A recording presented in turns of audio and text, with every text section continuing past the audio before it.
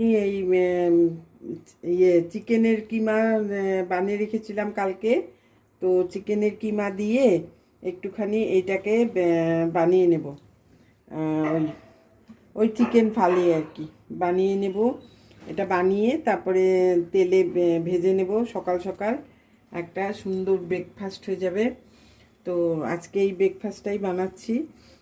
তোমরা কি এটা এরকম করে খেয়েছো নাকি না? মানে মোমোর মতন তো আমরা সবাই খেয়েছি, কিন্তু এটাকে এরকম মানে তেলে ফ্রাই করে খেতে কিন্তু ভীষণ ভালো হয়।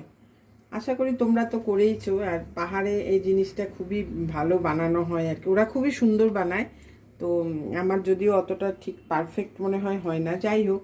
তো এগুলোই এখন পরপর বানিয়ে রাখবো, রেখে পরে একটুখানি সাদা তেলে, মানে একটুখানি না, ভালোই তেল দিতে হবে, তেলে মানে ডিপ ফ্রাই করতে হবে আর কি।